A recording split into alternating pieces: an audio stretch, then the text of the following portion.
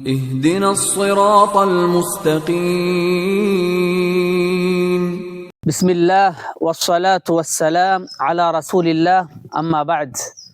ناظرین، سوال و جواب کی محفل میں اب تمام کا استقبال ہے۔ ہم ماہ محرم میں داخل ہو چکے ہیں۔ آج محرم الحرام کی 3 تاریخ ہے۔ تو جب بھی ماہ محرم لوٹ کر آتا ہے تو ایک نیا اسلامی سال شروع ہوتا ہے۔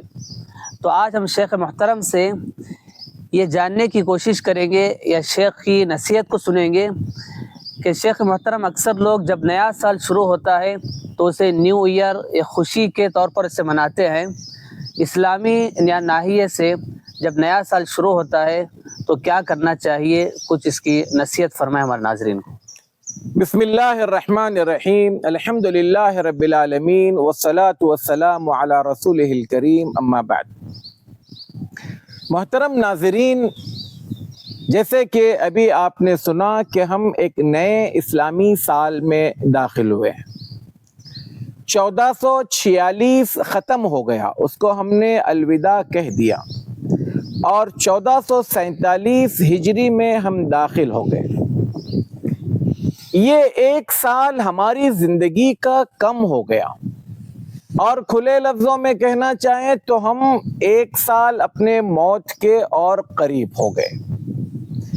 یہ نیا سال کا شروع ہونا یہ کوئی جشن منانے کا وقت نہیں ہے۔ جیسے کہ ابھی میں نے کہا کہ جب ہم موت کے 1 سال قریب ہو گئے، ہماری زندگی کا 1 سال کم ہو گیا یا ختم ہو گیا، تو یہ میرے اور آپ کے سوچنے کی بات ہے۔ اس جگہ ٹھہر کر مجھے اور آپ کو کچھ سوچنا چاہیے۔ سب سے پہلی چیز یہ سوچنا چاہیے کہ میرا جو یہ سال گزر گیا ہے یا میری زندگی کا 1 سال جو کم ہوا ہے، اس 1 سال میں نے کیا کھویا اور کیا پایا؟ میں نے ایسے کون سے کام کیے ہیں جو میری آخرت کو بنانے اور سنوارنے کے لیے اچھے تھے؟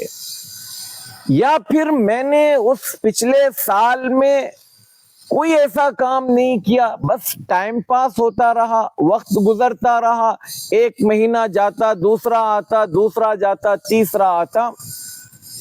تو اگر ہماری ایسی زندگی گزری ہے، ذرا سوچ کر دیکھیں، قیامت کا دن ہوگا جہاں نفسا نفسی کا عالم ہوگا، وہاں پر اللہ تبارک و تعالی ہر بندے سے براہ راست، بیچ میں کوئی وکیل نہیں ہوگا، کوئی ٹرانسلیشن کرنے والا نہیں ہوگا، اللہ تعالیٰ جو سوالات پوچھے گا اس کی گنتی بعض روایتوں میں 4 اور بعض روایتوں میں 5 ہے۔ یہ گنتی 4 ہو یا 5 ہو، دونوں صورتوں میں جو اہم سوال ہمارے اس ٹاپک سے متعلق ہے وہ یہ کہ 2 سوال اللہ تبارک و تعالی ہماری زندگیوں کے بارے میں پوچھے گا۔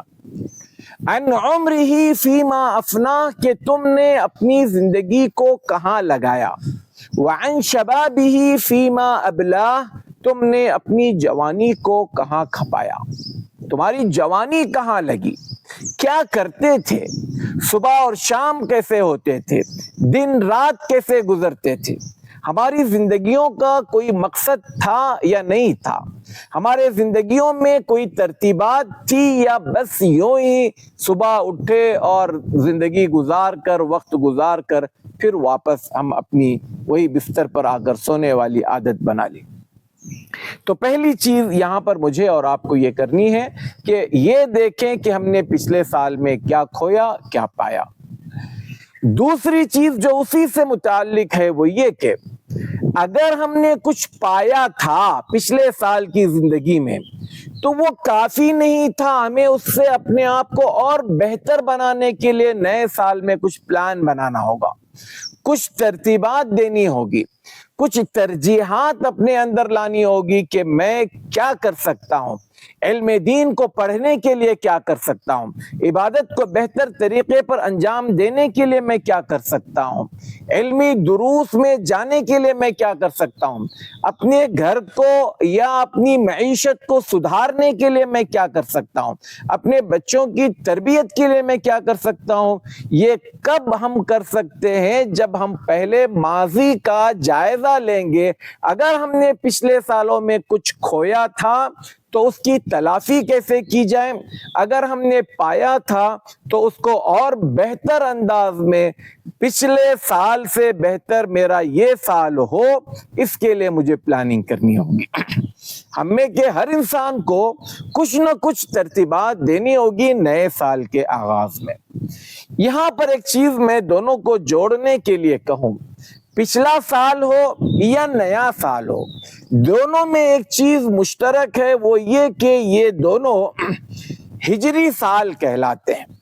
ہماری زندگی میں جب ہجرت کا لفظ آتا ہے تو ہمیں یاد آنا چاہیے کہ اسلام جو اس قدر تیزی سے پھیلا، یا مسلمانوں کی زندگیوں میں جو تبدیلیاں آئی، جو انقلاب آیا، اسلام کا یہ شجر اس قدر تیزی کے ساتھ ساتھ پھلا پھولا، اور ایک بڑی دنیا آج بھی اس کے سائے میں آرام کر رہی ہے، اس کے پھلوں کو اپنے آپ کے لیے استعمال کر رہی ہے۔ تو یہ ہجرت قربانی کا نام ہے۔ میں اور آپ اگر تبدیلی چاہتے ہیں، میں اور آپ اپنی زندگیوں میں انقلاب لانا چاہتے ہیں، میں اور آپ اپنی ذات کے ساتھ مخلص ہیں، میں اور آپ اپنے آنے والے سال کو پچھلے سال سے بہتر بنانا چاہتے ہیں، تو اس کے لیے میرے اور آپ کے پاس لفظ ہجرت میں ایک معنی ہے، وہ ہے قربانی۔ قربانیاں دیجیے، وقت کی قربانی دیجیے، پیسوں کی قربانی دیجیے، خواہشات نفس کی قربانی دیجیے۔ جو چیزیں میری طبیعت پر گراں ہیں اس سے اپنے آپ کو میں نکال لوں، اور جو چیزوں میں مجھے اچھا لگتا ہے لیکن شریعت اس کے خلاف ہے، وہ ٹائم پاس ہے، وہ انٹرٹینمنٹ ہے، کل کی زندگی میں آنے والے قیامت میں میرے اور آپ کے لیے پچھتاوے کا سامان ہے، تو ان تمام چیزوں کو مجھے اور آپ کو چھوڑنا ہوگا۔ ہجرت نام ہے برائی سے بھلائی کی طرف آنے کا، ہجرت نام ہے باطل سے حق کی طرف آنے کا، ہجرت نام ہے خواہشات نفس سے خواہشات الہی کی طرف آنے کا، یا مرضات الہی کی طرف آنے کا۔ تو ان تمام صورتوں میں اگر میرا اپنا کل کا سال اس سے بہتر آج کا سال یا آنے والا سال بننا ہے تو اس کے لیے قربانیاں دینی ہوگی۔ تو لہٰذا میں اور آپ قربانیاں دینے کے لیے تیار ہو جائیں، ایک لاہیہ عمل تیار کریں۔ روز مرہ کی زندگی میں 24 گھنٹے کا پلان بنانے کی بات تو نہیں کرتا، لیکن اتنا ضرور آپ پلان بنائیں کہ آج کے دن میں کچھ نہ کچھ قرآن پڑھوں گا، میں کم از کم ایک حدیث پڑھوں گا، میں سیرت سے متعلق اللہ کے رسول صلی اللہ علیہ وسلم کی جو کتابیں ہیں اس میں بھی ایک مختصر کتاب، بڑی اچھی کتاب الرحیق المختوم ہے، اس کا میں مطالعہ کروں گا۔ آنے والا سال جو ہے یعنی 47 ختم ہونے سے پہلے میں اس کتاب کو ختم کروں گا، یا اور بھی آپ الگ الگ انداز کی چیزیں دن بھر میں ایک ہم شیڈول اگر تیار کرتے ہیں عبادت کے حوالے سے کہ میری نمازیں کوئی قضا نہ ہونے پائے، بلکہ میری اپنی نمازیں جماعت کے ساتھ ہوں، سنتوں کے ساتھ ہو، اس حوالے سے اگر ہم کچھ ترتیب بنائیں، کچھ سوچ اپنے پاس رکھیں تو یقیناً یہ ہمارا سال بہتر ہوگا۔ ورنہ 46 گیا 47 آیا اور میری زندگی میں کوئی تبدیلی نہیں آنی ہے، یا مجھے کچھ اپنے آپ میں تبدیلی لانی نہیں ہے، بدلاؤ لانا نہیں ہے، تو یہ گنتی الگ الگ انداز میں کتنی بھی دور تک چلی جائے یا کتنی بھی آگے بڑھ جائے، میرے حصے میں کچھ آنا نہیں ہے۔ لہٰذا میری اپنی ذات کے لیے یہ میں اپنے آپ سے یہ بات کہوں گا کہ مجھے بھی اور آپ کو بھی اس حوالے سے سنجیدہ ہونے کی ضرورت ہے۔ ہمارا وقت کا خون بہت ہوتا ہے، ہم وقت کا ضائع بہت کرتے ہیں، وقت کو ہم بے پناہ یوں ہی بغیر کسی مقصد کے ہم ختم کرتے ہیں۔ کل قیامت میں اس حوالے سے سوال ہوگا، سوال کرنے والا میرے اور آپ کا رب ہوگا۔ میرے اور آپ کے پاس آج بھی اگر کوئی بڑا آفیسر، کوئی باس اگر دن بھر کا سوال کرے تو ہمارے پسینے چھوٹنے لگ جاتے ہیں، اور ہم جو ہے نہ جانے ہمارے اندر کپ کپی طاری ہو جائے، لرزہ طاری ہو جائے، ہم اس کو جواب دینے کے لائق نہیں رہتے ہیں۔ تو سوچ کر دیکھیں اللہ تعالیٰ کے پاس میں اور آپ کیا جواب دینے کے لائق ہیں۔ تو اس حوالے سے عمر بن الخطاب رضی اللہ تعالیٰ عنہ کہا کرتے تھے، حاسبوا انفسکم قبل ان تحاسبوا، تم سے حساب لیا جائے گا، یہ یقینی بات ہے۔ حساب لینے والا جب لے اس سے پہلے آپ خود اپنے آپ کا حساب لو اور خود جج بن کر عادلانہ فیصلہ کرو کہ ہمارا وقت کہاں جا رہا ہے۔